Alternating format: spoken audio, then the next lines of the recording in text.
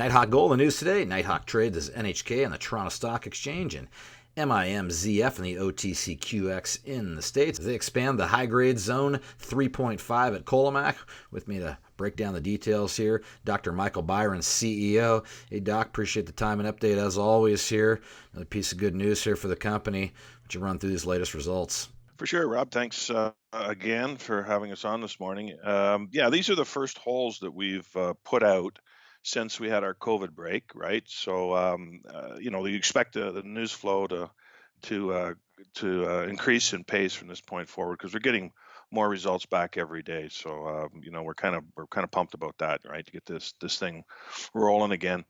But this was all about these holes, these 5 holes that we're reporting this morning is all about expanding zone 3.5. And zone 3.5, for those that don't remember or have never heard the story, it's part of the Colomac deposit, the Colomac sill that lies to the south, and it's another high grade opportunity.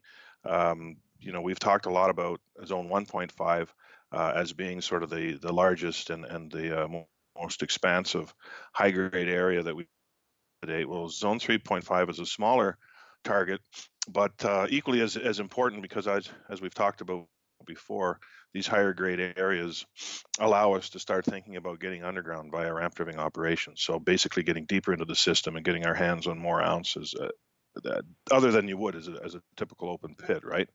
So this was all about that. So two of the 4 holes that we drilled were into the guts of zone 3.5. One in particular, hole C2004, was drilled to the south end, and this was a really interesting area because we didn't have any holes into this area previously, so it was basically filling a gap in our drill density to depth, but also addressing some of that exploration target that we talked about in our previous news releases. Was spawned from our mineral resource estimate, where the authors had proposed that with 50 to 75,000 more meters of drilling, you could add upwards of 1.5 million ounces to your resource in these areas. So obviously we're trying to tackle some of that in what's left to 2020, and these 2 holes were targeted into those areas. So as I said, this first hole 2004 was in the southern section, and was a good hit. We had multiple intersects down the hole, but the highlight was the lowest intercept where we had 66.5 meters of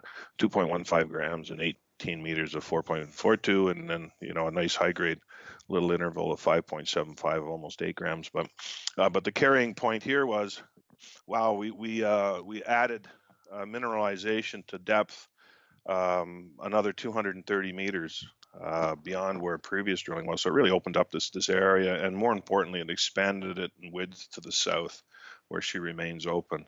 The other hole, C2007, was just tackling the northern end of zone 1.5, tracing the mineralization down plunge and trying to extend it in that dimension as well, which we were successful in doing. So both holes gave us what we were looking for.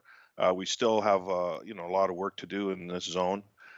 So we have holes that are queued up to be released in the not too distant future that continue this theme of expanding this higher grade area as well.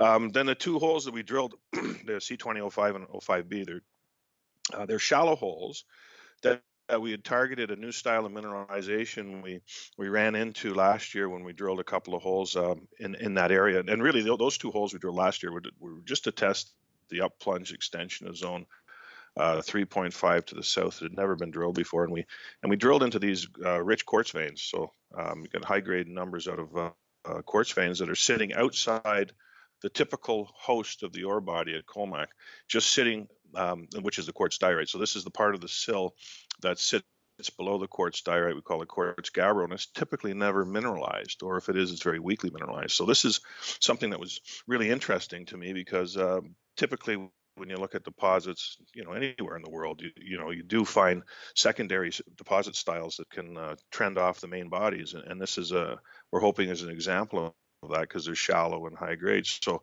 these 2 holes that we drilled were a 50-meter step out to the south in areas we'd never drilled before. This is all part of that 2 kilometers south of the Colomac main sill that we haven't touched at all, and so this is a sort of venturing forth and trying to tackle that area and chasing mineralization, because we're hoping that these intercepts can lead us into something juicy, right? So these were successful. These holes were also successful in hitting high-grade quartz vein mineralization to the south. So that's queuing it up for next year, and we'll get some more rigs in there and get busy and see what we can find in the southern part of the Colomac mainfill. So that's really what this news release was about. Just updating everyone on the work that we're doing at Zone 3.5, as well as extending new opportunities to the south within Zone 3.5, and just getting ready to release more results, because the drills are cranking, and we certainly do have results coming in. But unfortunately, we got things were dry docked for a bit with the COVID break, but that's in our rearview mirror, and we're blasting forward. Okay, well, we'll certainly look forward to covering the blast. That's Dr. Michael Byron. He's CEO, Nighthawk Gold, NHK, Toronto Stock Exchange, MIMZF, OTC, QB in the States. Again, appreciate the update, Doc. Look forward to you checking back in when you have some more numbers for us. Perfect, Rob.